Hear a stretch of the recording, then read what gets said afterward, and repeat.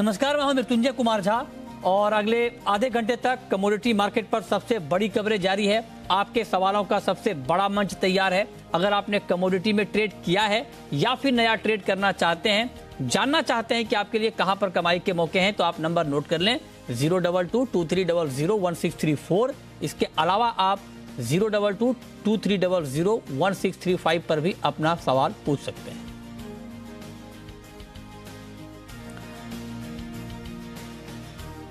और आज हम बात करेंगे एक महत्वपूर्ण रिसर्च पर कि जिस तरह से रूस और यूक्रेन का विवाद गहराता जा रहा है, कमोडिटी मार्केट से इसका क्या कनेक्शन है। और हमारी रिसर्च टीम ने बहुत डिटेल में एक रिसर्च निकाला है कि अगर ये तनाव विवाद गहराता है तो कमोडिटी मार्केट के लिहाज से ये किस तरह से इसमें डेवलपमेंट होगा, क्या कनेक्शन है रूस यूक्रेन विवाद का कमोडिटी मार्केट से, ये हम बताएंगे। इस पर हम एक्सपर्ट की राय भी लेंगे। तो आप देखिए कि ये जो आपको नजर रूस और यूक्रेन के मामलों पर इसलिए भी रखनी चाहिए क्योंकि इसका डायरेक्ट और बड़ा कनेक्शन कमोडिटी मार्केट से है। अब आप देखिए, ओपेक प्लस का मेंबर है, दुनिया का तीसरा सबसे बड़ा तेल उत्पादक देश है। रूस जो है ओपेक प्लस, मतलब ओपेक का तो नहीं है लेकिन गैर ओपेक देशों में सबसे बड़ा तेल का उत्पादक है और दुनिया का तीसरा सबसे बड़ा उत्पादक देश है। रोजाना करीब 50 लाख बैरल का एक्सपोर्ट करता है। यूरोप में रूस से 40 से 50% गैस का एक्सपोर्ट होता है। आप इसकी गंभीरता का अंदाजा लगाइए कि इतना बड़ा एक्सपोर्ट होता है। दुनिया में नेचुरल गैस का दूसरा सबसे बड़ा प्रोड्यूसर है। इसके अलावा रूस के पास दुनिया का सबसे बड़ा टीसीएफ गैस का भंडार है। तो ये मैं आपको इसलिए बता रहा हूं ताकि आप समझ पाएं कि ये विवाद अगर गहराता है और इस तरह से अगर ट्रेड डिसरप्ट होता है, बाधित होता है, तो क्या इंपैक्ट ग्लोबल मार्केट के ऊपर इसका पड़ेगा। ये देखिए, अलग अलग आंकड़ों के जरिए भी हम आपको बता रहे हैं कि यूरोप में 83% रूस का जो गैस का एक्सपोर्ट होता है, पूर्व सोवियत संघ में 12%, चीन को 2% और अन्य देशों को 3% होता है। इसके अलावा यूरोपीय संघ को भी इससे जो इंपोर्ट होता है रूस का वो 41% है, नॉर्वे से 16% है, अल्जीरिया से 8% है, कतर से 5% है, अन्य से 30% है। इसके अलावा रूस और क्रूड ऑयल का कनेक्शन ये है कि रूस 12% और 88% रेस्ट ऑफ द वर्ल्ड, ये आंकड़े हैं। रूस का जो क्रूड ऑयल का एक्सपोर्ट है यूरोप में 53%, एशिया में 39% और अन्य देशों में 7% होता है। इसके अलावा मेटल और अनाज के मार्केट पर तो इम्पैक्ट है ही। हमारे साथ बातचीत करने के लिए 4 खास मेहमान हैं। अशोक अग्रवाल जी हैं, चेयरमैन हैं ग्लोब कैपिटल के, कुणाल शाह हैं निर्मल बैंक के, सचिन गुप्ता हैं चॉइस ब्रोकिंग के और राजीव कपूर है ट्रस्ट लाइन के। आप सभी का बहुत बहुत स्वागत है। अशोक जी, मेरा सबसे पहला सवाल आपसे यही होगा सर कि आप चूंकि कमोडिटी मार्केट को इन डेप्थ समझते हैं, ग्लोबली भी और डोमेस्टिक भी, आप जरा बताएं सर। मैं एक एक करके बात करना चाहूंगा। पहले ऑयल मार्केट के लिहाज से बात करेंगे हम, क्योंकि रूस बहुत बड़ा प्रोड्यूसर है ऑयल का। क्या इंपैक्ट देख रहे हैं सर अगर ये विवाद थोड़ा गहराता है, लंबा चलता है तो?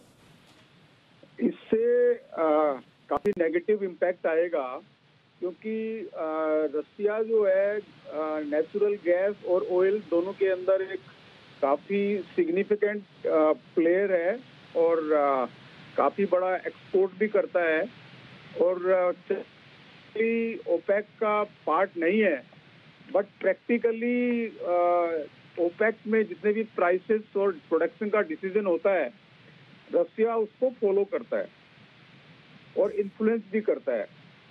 और आप समझिए इंडिया के लिए oil is a very important because we are one of the largest importer of oil. और अगर ऑयल की प्राइसेस बढ़ती है तो हमारी इंपोर्ट डेफिसिट काफी बढ़ जाती है और हमारे यहाँ जो इन्फ्लेशन है और जीडीपी ग्रोथ के ऊपर भी उसका इम्पैक्ट आता है। और इसके अलावा क्या होता है कि इन केस ऑफ वार, आप देखिए लॉजिस्टिक का आज के दिन बहुत बड़ा प्रॉब्लम है due to corona. Already logistic की प्रॉब्लम है, मूवमेंट ऑफ गुड्स की, और फ्रेट रेट पूरी दुनिया में बहुत बढ़े हुए हैं और टाइम ऑफ ट्रांजिट में जो टाइम लग रहा है इंपोर्ट और एक्सपोर्ट ट्रेड के अंदर, वो भी काफी ज्यादा लग रहा है। और अगर वार होता है अलोंग विद कोरोना तो ये ग्लोबल जीडीपी के लिए और इंडिया के लिए और कमोडिटी प्राइसेस के लिए काफी नेगेटिव है। बट मेरे को लगता नहीं है वार होगा एंड लेट अस होप वार नहीं हो, बिकॉज इंडिया तो स्ट्रेटजिकली भी वार के केस में in a very difficult position आ जाएगा, because we want friendship both with Russia and with America. Exactly, ठीक बात है। कुणाल जी, अब जरा आप बताएं कि क्रूड और नेचुरल गैस का मार्केट किस तरह से बिहेव करेगा, क्योंकि जब जब ये खबर, थोड़ी सी भी नई खबर कुछ आती है, नया ट्वीट आता है कहीं से भी रूस और यूक्रेन को लेकर के, तो मार्केट रिएक्ट करने की कोशिश करता है, गैस का भी और ऑयल का भी।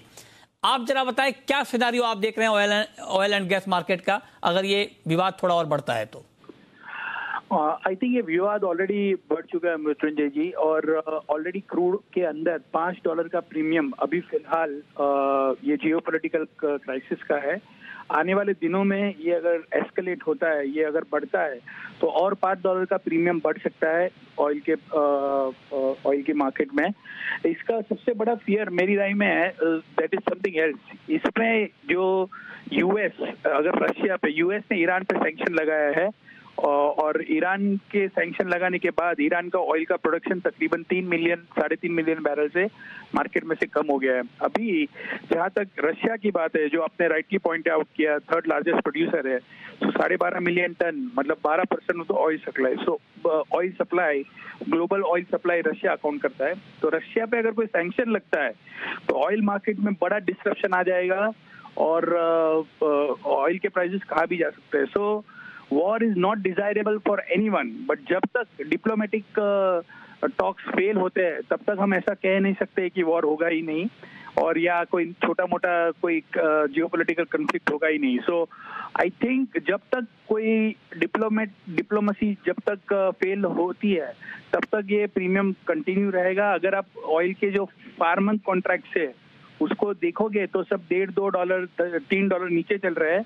वो इंडिकेट कर रहा है कि मार्केट का स्ट्रक्चर आगे जाके, जैसे जियोपॉलिटिकल क्राइसिस सॉल्व होगा, ऐसे ऑयल नीचे आने वाले हैं। पर वो कब होगा कि नहीं, ये सब क्वेश्चन मार्क है। और एज ऑफ नाउ मुझे नहीं लग रहा है कि ये नियर टर्म में इमीडिएटली सेटल हो जाएगा, तो उसके कारण ऑयल में नीचे से आपको बाइंग ही आते हुए देखने मिलेगी। अच्छा, ठीक है, तो आप करें कि बड़ा इंपैक्ट ऑयल गैस पर होगा। अच्छा, मेटल मार्केट पर भी इसका इंपैक्ट है, क्योंकि रूस जो है दूसरा सबसे बड़ा एल्युमिनियम का प्रोड्यूसर है। रूस का 6% ग्लोबल एल्युमिनियम उत्पादन है, और रूस में दुनिया का 10% कॉपर का भंडार है। रूस से 43% पैलेडियम की ग्लोबल सप्लाई होती है। रूस निकेल, पैलेडियम और प्लाटिनम का भी बड़ा उत्पादक है। तो मेटल मार्केट पर भी कोई इंपैक्ट आप देख रहे हैं क्या अशोक जी, या फिर आपको लगता है कि नहीं, मेटल में चूंकि चीन बड़ा प्लेयर है डिमांड के लिहाज से भी, प्रोडक्शन के लिहाज से भी, इसलिए रूस वाला मामला ज्यादा इंपैक्ट नहीं कर पाएगा? आपका टेक क्या है सर? नहीं, मेटल के अंदर भी इम्पैक्ट आएगा, बिकॉज क्या होता है, ऐसे किसी सिचुएशन में demand and supply is one, दूसरा लॉजिस्टिक्स का भी प्रॉब्लम आ जाता है। तो मूवमेंट ऑफ गुड्स में काफी बड़ा प्रॉब्लम आता है, और वार के केस में तो मेटल की डिमांड भी बढ़ जाती है, बिकॉज प्रोडक्शन ऑफ वेपन्स के लिए भी मेटल्स की जरूरत होती है। तो and as you rightly pointed out कि रशिया एल्युमिनियम का, कॉपर का काफी इम्पोर्टेंट प्लेयर है, तो मेटल की प्राइसेस में भी इम्पैक्ट आएगा। और मेटल की प्राइसेस ऑलरेडी बढ़ी हुई हैं पूरी दुनिया में, और इंडिया में इसका काफी नेगेटिव इम्पैक्ट है इन्फ्लेशन के अंदर। तो ये इन्फ्लेशन भी बढ़ने के चांसेस हैं, मेटल का इन्फ्लेशन भी, कमोडिटी का इन्फ्लेशन भी, और ऑयल का इन्फ्लेशन भी। ओह, ये बहुत बड़ी बात आपने कही है। लेकिन कुणाल जी, एक बात और है, एक रिसर्च और हमारी टीम ने निकाली है कि जो फूड ग्रेन का मार्केट है, गेहूं का भी बड़ा प्लेयर है रूस, और सालाना 4 करोड़ टन गेहूं का एक्सपोर्ट करता है। गेहूं के ग्लोबल ट्रेड में करीब 24% की हिस्सेदारी है। आप बताइए, अनाज के मोर्चे पर, क्योंकि हमारे यहाँ दिक्कत इसलिए नहीं है कि हम इंपोर्ट, हमारी डिपेंडेंसी गेहूं और चावल के इंपोर्ट पर नहीं है, हम सेल्फ सफिशिएंट हैं, हमारे यहाँ उत्पादन ज्यादा होता है, लेकिन फिर भी ग्लोबल ट्रेड पर कोई इंपैक्ट देख रहे हैं क्या आप इसका? Before I start on grain market, और एक कमोडिटी जो बड़ा इम्पैक्ट मेटल में हम मिस कर रहे हैं वो है nickel. Russia is the largest producer of nickel. So one of the largest producer of nickel, Norilsk nickel जो रशिया में है, that is one of the largest producer of nickel. So निकल पे भी इसका बहुत नेगेटिव इम्पैक्ट देखने मिल सकता है। और coming to your main question, regarding food grains में मुझे ऐसा लग रहा है कि ये जो यूरोपियन मार्केट जहाँ पे रशियन व्हीट और ग्रेन्स एक्सपोर्ट होते हैं, यूरोप में अभी फिलहाल एनर्जी इन्फ्लेशन बहुत ज्यादा है, तो पूरे यूरोप में एग्री इन्फ्लेशन भी बहुत बढ़ जाएगा, एग्रीकल्चर कमोडिटी के प्राइसेस शूट अप हो जाएंगे। So let's keep our finger cross और होप करते हैं, प्रे करते हैं कि कोई भी जियोपॉलिटिकल क्राइसिस यहाँ पे होए नहीं। ठीक बात है। ये बहुत महत्वपूर्ण बात आपने कही, क्योंकि अगर ऐसा होता है तो ना सिर्फ ऑयल का, गैस का, मेटल का, बल्कि फूड ग्रेन का मार्केट भी डिस्टर्ब होगा, जो कहीं से भी ठीक नहीं होगा किसी के लिए। बेशक हमारे ऊपर गेहूं वाले मामले का इम्पैक्ट ना पड़े, लेकिन दुनिया में कहीं पर भी इस तरह की दिक्कत होती है तो ये बड़ा प्रॉब्लम होगा। हम भी यही उम्मीद करते हैं कि ये विवाद और ज़्यादा ना बढ़े। बहुत शुक्रिया कुणाल जी आपका।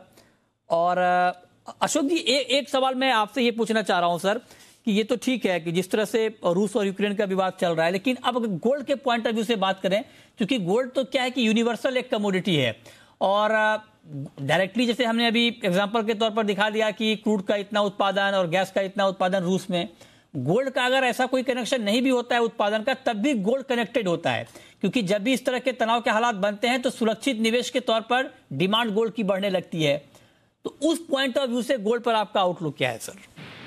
नहीं, गोल्ड पे generally gold is one commodity जिसका कि फंडामेंटल से कोई ज़्यादा कनेक्शन नहीं होता, सेंटिमेंट से ज़्यादा कनेक्शन होता है। और इंडिया ऑफ कोर्स गोल्ड का सेकंड लार्जेस्ट इंपोर्टर और कंज्यूमर भी है, और गोल्ड के प्राइस आप देखेंगे लास्ट एक साल में गोल्ड के प्राइसेस बढ़े नहीं हैं।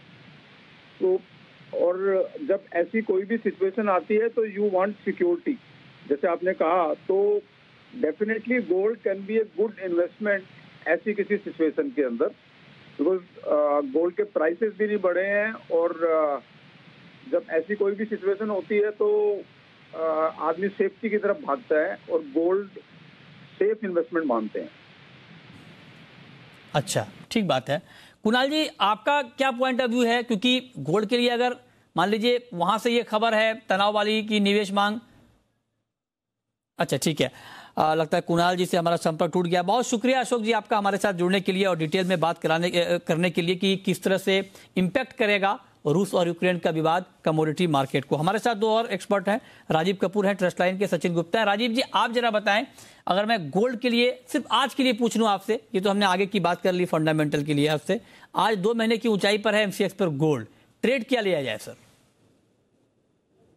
नमस्कार मृत्युंजय जी, मुझे लगता है गोल्ड ने एक अच्छा मूवमेंट ऊपर की तरफ दिखाया। हालांकि मृत्युंजय जी, इसका जो रेसिस्टेंस है वो भी काफी पास में ही है, 48,400 के आसपास है, तो बाय ट्रेड ही लेना है अभी 48,150 पर। स्टॉप लॉस रखना है मृत्युंजय जी इसमें 48,000 से नीचे का, मतलब 47,950 का एक स्टॉप लॉस रख सकते हैं।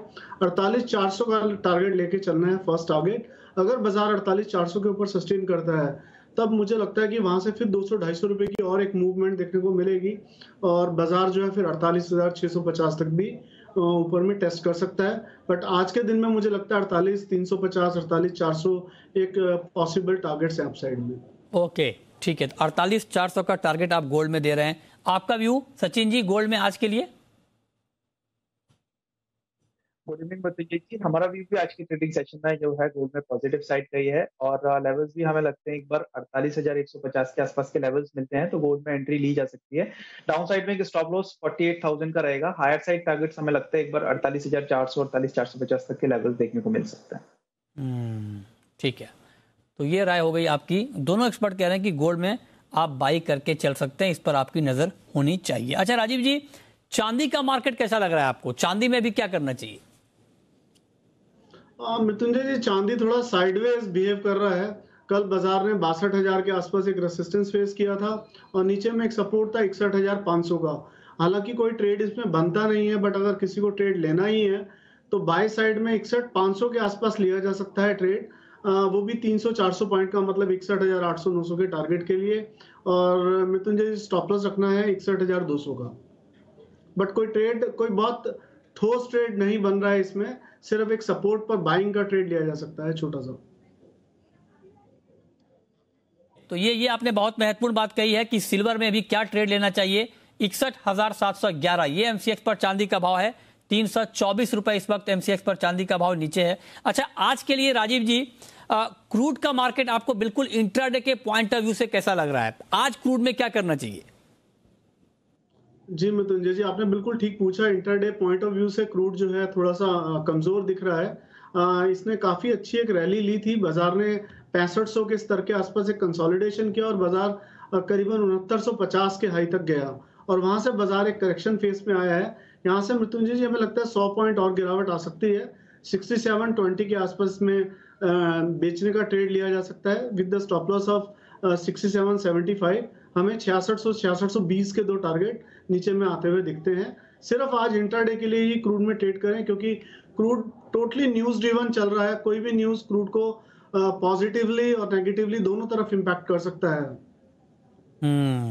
ठीक बात है। चलिए अब हम शुरू करते हैं सवाल और जवाब। पहला सवाल है कैलाश चंद्र मोदी का सदलपुर से। पूछिए कैलाश जी। नमस्कार सर। नमस्कार। सर, एक तो एल्यूमिनियम में मैंने 5 लॉट शॉर्ट कर रखे हैं 245 245 पे, और एक गोल्ड, ये इस क्राइसिस में बढ़ेगा क्या? 50,000 जाएगा क्या? बताइए सचिन जी, क्या जवाब? सबसे पहले एल्यूमिनियम की बात करते हैं सर। तो एल्यूमिनियम के अंदर हमने एक अच्छा अपवर्ड मोमेंटम जो है पिछले 2 से 3 ट्रेडिंग सेशन में आता हुआ देखा है। ऑल्दो ये शॉर्ट साइड की पोजीशंस बना के बैठे हुए हैं, थोड़ा सा यहाँ पर रिस्की हो सकता है। हमें लगता है कि स्टॉप लॉस यहाँ पर प्लेस करना बनता है इनको। हायर साइड में 256.50 के स्टॉप लॉस के साथ में पोजीशंस को होल्ड रखिए। इन केस कोई भी डिप मिलती है तो वहां पर एक बार एग्जिट करें तो ज्यादा बेटर रहेगा। बात करें अब गोल्ड की, तो गोल्ड के अंदर देखिए जिस तरीके से जियोपॉलिटिकल टेंशंस चल रहे हैं, कहीं ना कहीं एक पॉजिटिव मोमेंटम जो है गोल्ड के अंदर एक्सपेक्टेड है। साथ ही साथ में इन्फ्लेशनरी कंसर्न्स भी लगातार यूएस की साइड से देखने को मिल रहे हैं, which can again the positive sign for the gold. तो गोल्ड में अगर 50,000 के लेवल्स की बात करें तो इमीडिएट रेजिस्टेंस जो है वो अप्रोक्सीमेटली 48,600 700 के आसपास आ रहा है। वो फर्दर लेवल्स ब्रेक होते हैं तो इमीडिएट टारगेट 49,300 और 400 तक के लिए देखने को मिल सकते हैं। फर्दर वहां पर अगर सस्टेन करता है तो डेफिनेटली 50,000 के लेवल्स भी बहुत ही जल्द देखने को मिल जाएंगे। ओके, ठीक है, तो ये राय हो गई आपकी गोल्ड पर। चलिए अगला सवाल है अविनाश का। पूछिए अविनाश जी। मैं पूछना चाहता हूँ, हमारे क्रूड फंस गया है सेल में 5680 रुपए का। 5680 में क्या किया आपने? बाई किया है? सेल कर रखा है, सेल किया। ओहो, 5680 मतलब 1000 रुपए नीचे आपके भाव से क्रूड। यार 5,900 तक के रेट आ सकते हैं और ऊपर कहाँ तक जा सकता है? पहले तो आपका ट्रेड ही गलत है, आपने स्टॉप लॉस भी नहीं लगाया। 1000 रुपए तक नीचे आ गया, तब तक भी आप वेट कर रहे हैं। क्या किया जाए राजीव जी, क्या करना चाहिए इनको? मृत्युंजय जी, इसमें ये 2 चीजें कर सकते हैं। एक तो थोड़ा 6600 के आसपास आए तो वहां पर बाजार में एक छोटी सी कॉल की पोजीशन भी क्रिएट कर सकते हैं। देखिए कॉल और पुट दोनों ऑप्शंस भी अब एमसीएक्स में अवेलेबल हैं। अगर किसी को लंबा, जिस तरह से इन्होंने शॉर्ट पोजीशन की है, तो उसको ये हेज कर सकते थे कॉल पोजीशन के साथ। तो 6500 के आसपास अगर बाजार आए तो मैं इनको एडवाइस करूंगा एक कॉल ऑप्शन जरूर ले लें, जिससे कि अपसाइड का जो रिस्क है वो कैप हो जाए। और इनकेस जो परिस्थिति अभी हमने चर्चा की है रशिया और यूक्रेन के युद्ध की, अगर वो युद्ध टल जाएगा तो उस परिस्थिति में फिर क्रूड ऑयल में एक अच्छी करेक्शन को देखने को मिलेगी, तो वहां पर ये एग्जिट भी हो सकते हैं। बट डेफिनेटली इन्हें अपने आप को प्रोटेक्शन लेना चाहिए। जब 6500 के आसपास भाव देखने को मिले क्रूड के तो कॉल जरूर ले लें, अदरवाइज एक स्टॉप लॉस मेंटेन कर लें 6850 का। ठीक है, ओके। नेक्स्ट कॉलर दीपक हैं। पूछिए दीपक जी। हाँ सर, सिल्वर पे मेरे को राय चाहिए थी। एक लोट सिल्वर मेरी 61,000 रुपए से बाई है और इसको मैं एक्सपायरी तक रखना चाहता हूँ, तो सर लॉन्ग टर्म में क्या अच्छा मिल सकता है महीने भर में रिटर्न? बताइए सचिन जी। जी काफी अच्छे लेवल से बाइंग है इनका। मुझे लगता है एक बार 60,000 का एक स्टॉप लॉस यहाँ पे प्लेस करके पोजीशंस को डेफिनेटली एक्सपायरी तक होल्ड किया जा सकता है। अपसाइड पोटेंशियल्स यहाँ पे लगते हैं कि एक बार 63,000 63,500 तक के लेवल्स जो है सिल्वर में बहुत ही जल्द देखने को मिल सकते हैं। वहां पर एक बार प्रॉफिट बुक करने की सलाह रहेगी। ठीक है, कपिल है हमारे साथ। कपिल जोड़ रहे हैं इस वक्त। पूछिए Kapil ji. Good evening sir.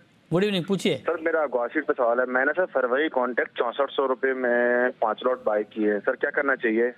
ये 6400 रुपए में 5 लॉट आपने बाई किया है? हाँ सर, फरवरी कॉन्ट्रैक्ट। ठीक है, क्या करना चाहिए राजीव जी? मृत्युंजय जी, ग्वार सीड में थोड़ा सा नेगेटिव मोमेंटम बना है अभी। 6000 के नीचे का स्टॉप लॉस जरूर मेंटेन करके चलें। अगर 6000 के नीचे प्राइस सस्टेन करता है तो इनको लॉस ले लेना चाहिए। हो सकता है कि उस स्थिति में फिर बाजार जो है वहां से 300 रुपये और नीचे में चला जाए। तो 6000 का एक स्टॉप लॉस मेंटेन करके चलेंगे और से। ओके, अंकित हैं आप हमारे साथ, नेक्स्ट कॉलर मुंबई से। पूछिए अंकित जी। गुड इवनिंग मृत्युंजय, मुझे आज इंट्राडे में सिल्वर पे ट्रेड लेना है, सिर्फ इंट्राडे के लिए। तो इंट्राडे में, अच्छा इंट्राडे में आपको सिल्वर में ट्रेड लेना है।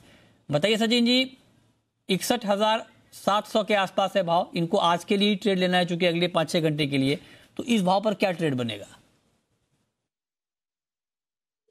जी मुझे लगता है कि इस भाव पर कोई ट्रेड नहीं लेना चाहिए, वन थोड़ा वेट करना चाहिए। 150 से 200 पॉइंट का अगर डिप मिलता है तो बाय एंड डिप्स की स्ट्रेटेजी रखना चाहिए। यहाँ पर एक बार 61,500 550 के आसपास अगर प्राइस मिलते हैं तो बाय इनिशिएट कर सकते हैं।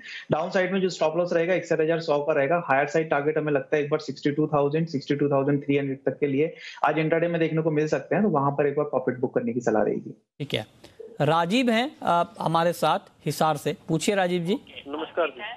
नमस्कार, पूछिए सर। 1707 में एक निकल बाय कर रखी है मैंने। 1707 में? हाँ जी, क्या स्टॉप लॉस और क्या? चलिए, अच्छे लेवल पे आपकी बाइंग है, आपके लेवल से काफी ऊपर है भाव, 1759 के ऊपर है। क्या किया जाए राजीव जी, निकल जाए या रुके रहे अभी? मृत्युंजय जी 1750 का एक बहुत इंपॉर्टेंट सपोर्ट है इसका, निकिल का। और जिस तरह से रशिया और यूक्रेन का जो सिचुएशन है उसका बेनिफिशियरी जो है प्राइस वाइज निकिल रहेगा काफी। तो 1750 के नीचे स्टॉप लॉस मेंटेन कर लें, 1747-48 का स्टॉप लॉस रख लें। और अपसाइड में मृत्युंजय जी एक बार इन्हें 1780-1790 के दाम भी देखने को मिल सकते हैं, तो उसके आसपास से प्रॉफिट बुक कर सकते हैं। ठीक है, राकेश हैं हमारे साथ दिल्ली से। पूछिए राकेश जी। सर नमस्कार। सर नमस्कार, पूछिए। सर मेरे 2 क्वेश्चन हैं। क्या कहते हैं, आपके जो एक्सपर्ट हैं रविंद्र राव जी और सुरेंद्र मेहता जी ने, उन्होंने काफी तेजी बताई थी चांदी पर।